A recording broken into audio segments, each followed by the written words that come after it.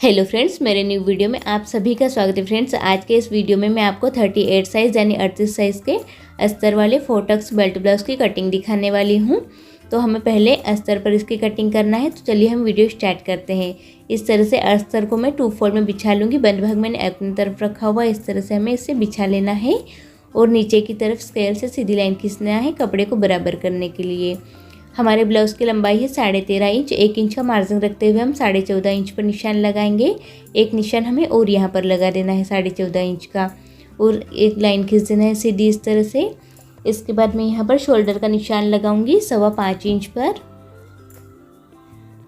एक निशान हमें और यहाँ पर 5.25 इंच का लगा देना है नीचे की तरफ, और सीधी लाइन एक और खींच देंगे। हम आर्म होल की लंबाई का निशान लगाएंगे 5.25 इंच पर, और इस तरह से हमें एक लाइन और खींच देना है। फ्रेंड्स, ये हम ब्लाउज़ के नाप से इसकी कटिंग करने वाले हैं, तो हम इसमें कोई भी लूजिंग नहीं देंगे।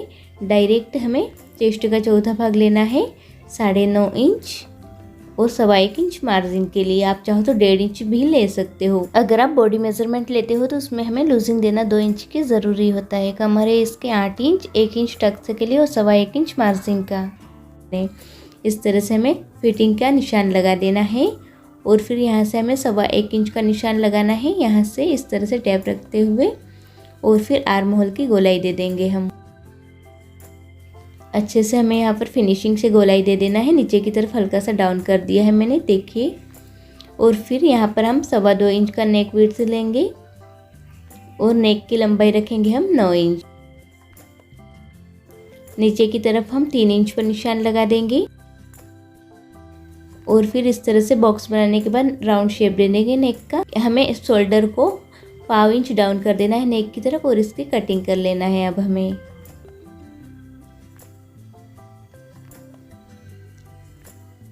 इसकी कटिंग होने के बाद हमें बैक पार्ट को उठाते हुए इस तरह से हमें कपड़े को बराबर करने के बाद इस तरह से यहाँ पर रख देंगे। बैक पार्ट को यहाँ पर मार्किंग करके कॉपी कर लेंगे इस तरह से।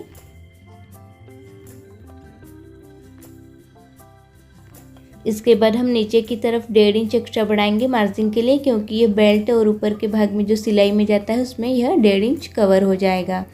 तो हमें 1.5 इंच नीचे हर एक बेल्ट वाले ब्लाउज में बढ़ाना ज़रूरी है फ्रेंड्स।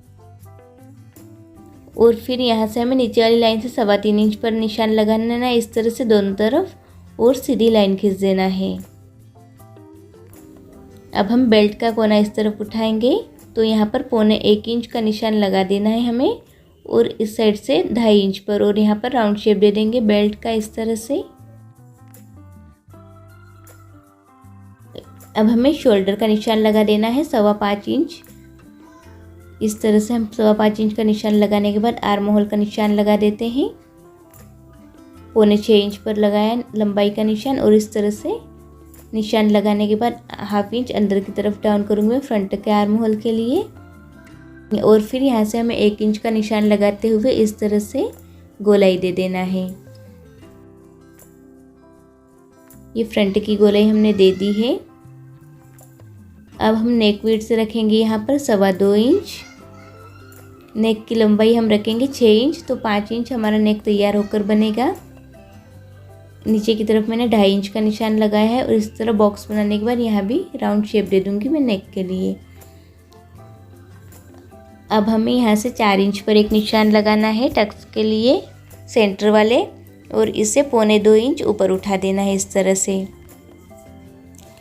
अब ये वाले निशान से हमें 2 इंच पर एक निशान लगाना है, और आर्म होल के टक्स के लिए 2.5 इंच पर निशान लगाऊंगी मैं, और यहाँ से भी 2 इंच पर लगा देना है।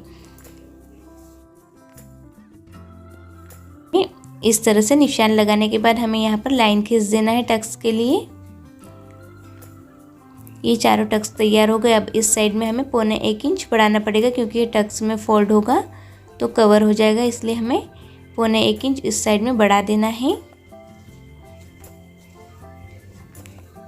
फ्रंट पार्ट में हमें याद रखते हुए बढ़ाना है फ्रेंड्स। तो इस तरह से हमारे चारों टक्स लग गए हैं, और ये वाला टक्स हम देंगे 1.25 इंच का। इस तरह से फोल्ड होगा तो ये बेल्ट के बराबर हो जाएगा। और यहाँ पर हम ये वाला टक्स 1/2 इंच का देंगे और ये वाला टक्स भी हमें 1/2 इंच का देना है और आर्म होल वाली साइड का टक्स हम 1/2 इंच से 1 सूत कम देंगे। इस तरह से हमने चारों टक्स तैयार कर लिए। अब हम इसकी कटिंग कर देंगे।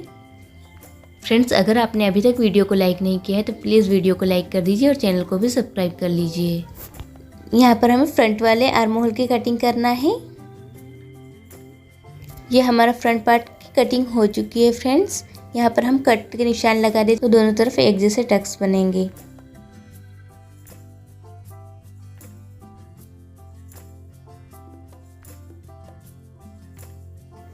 अब हम स्लीव्स की कटिंग कर लेंगे। स्लीव्स की कटिंग के लिए मैंने यहाँ पर जॉइंट लगा लिया है, छोटा कपड़ा था इसलिए।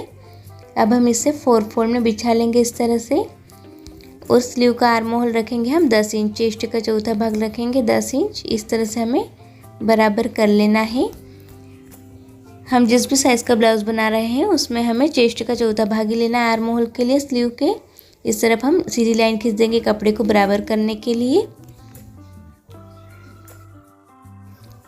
और 3.5 इंच की आस्तीन तैयार चाहिए हमें, तो 4.5 इंच पर हमने निशान लगा, 1 इंच का मार्जिन रखते हुए। और आस्तीन का आर्म होल मैंने 10 इंच लिया है तो उसमें आस्तीन का 1.5 इंच एक्स्ट्रा मार्जिन भी कवर हो गया है फ्रेंड्स। हम यहाँ पर 2.5 इंच का निशान लगाएंगे और ऊपर की तरफ 3 इंच का निशान लगाते हुए इस तरह से गोलाई दे देंगे। फ्रंट की गोलाई भी हमें 1/2 या 1/4 इंच की गैप पर दे देना है और इसकी गोलाई है 13 इंच। मैंने 6.5 इंच पर निशान लगाया है और इस तरह से मार्किंग कर देना है हमें मार्जिन की भी और इसकी कटिंग कर लेना है। पहले हमें इस तरह से बाहर वाला कट करना है, इसके बाद सेंटर में हम कट लगा देंगे एक और इस साइड में भी हमें एक्स्ट्रा कपड़े को कट कर देना है। अब इसे खोलने के बाद हम फ्रंट के आर्म होल को भी छाट देंगे फ्रेंड्स। अब हमें फ्रंट में यहाँ पर क्रॉस का निशान लगा देना है ताकि हमें याद रहे फ्रंट और बैक। इससे हमें क्रॉस वाले निशान को फ्रंट में जॉइंट करना है।